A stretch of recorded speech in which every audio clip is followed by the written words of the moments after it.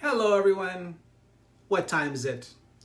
Ponds, and you know what? I actually want one. So once again, before we actually get started, keep in mind that if you ever miss an episode, all you have to do is just go to YouTube, type in Drake's Real Estate TV, click subscribe, and then you'll never miss one. All right, so let's get started. So ponds are an increasingly popular way for homeowners to have water features. Having a small decorative pond in your yard can actually help you unwind, provide a unique ecosystem for certain animals, and just generally add some beauty to your property if you keep it up. I know that I loved mine. I used to have a really, really large pot one. I don't know how many gallons it was.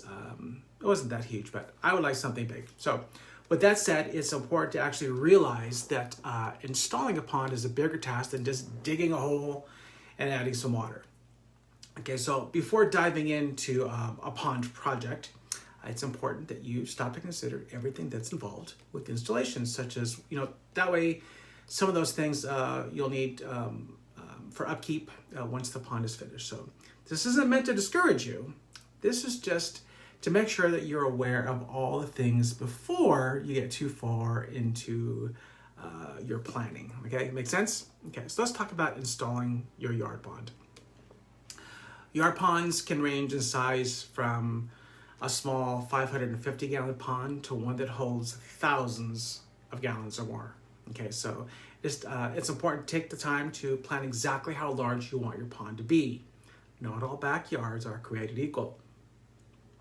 So try outlining your pond with like a rope to get an idea of its dimensions. And then think about it. You need to add about 2 feet or so around that border to actually account for those transitionary plants, the rocks, and other border features that you might have. You want to keep an eye out for the area once you have it outlined, since most pond plants are going to require, like 6 hours of sunlight or more per day to thrive. So you just got to see, what kind of trees you have, etc. You also need to have a way to get power to the pond to power any pumps or fountains that you're going to need to circulate the water. And of course, additional water is going to be needed, if your local rainfall isn't sufficient enough to actually counter that evaporation. Lord knows that's the case here, right? So other necessities included, you got to have your pond liner to keep the water from simply soaking into the ground. Any fish or plants that you may want to add to the pond once it's installed. Of course, a pond net to keep, or a skimmer to keep the leaves, seed pods or whatever it is, from clogging your pump in the spring and fall. And then, of course, in addition to all that, in some cases, you may need to even have a permit or legal documents before you can actually break ground. And you'll likely have to have possibly some of it have it surveyed to mark underground pipes and wires to avoid potential issues like fines.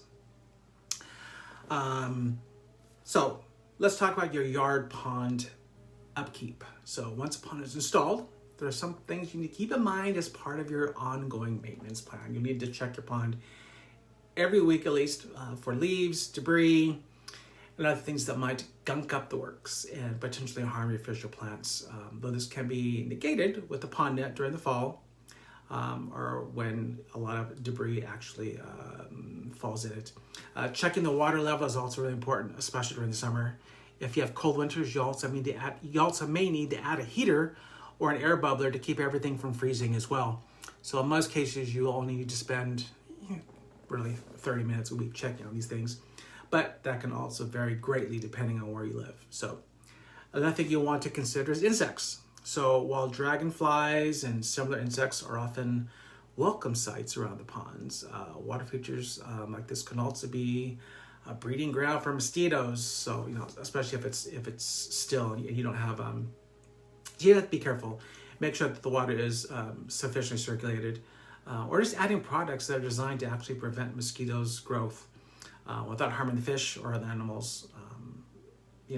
It could cause a problem.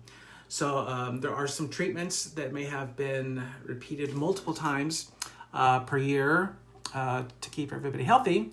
And of course, certain fish may also help keep the mosquito population under control. There's actually mosquito fish. They're pretty cool. I had some. So Are you ready to build your pond? So a yard pond, it can be a major undertaking, but it can really, really pay off once it's finished. So if you're not sure where to start, it's really a good idea to consult with a landscaper or a water feature installer in your area to see what would work best for your property. And you also have to consider the depth. For instance, do you live in an area that has raccoons? Because raccoons love to show up to the sushi benefit, to the sushi bar, aka your pond. Trust me, they will eat the fish. So anyways, I think you need about 3 feet for the fish to actually hide so that the raccoons can't get them, because they will. I know this from experience. It's very, very sad. It's dramatic. Anyways, that's all I have for you today. Hope you found it useful. I want to give a shout out to, so who gave me the information today? It was Homekeeper today. And I hope you found it interesting. Don't keep me a secret. Share this to everybody you know. And again, if there is a topic that you would like me to discuss in the future, please just let me know and I'll get it on the calendar. I hope you have a fantastic week. Please be kind to one another. Don't forget to live, laugh, and love. And until next week, when the next move matters, contact Drake for Homes. I'll talk to you soon. Bye, everybody. Thanks for watching.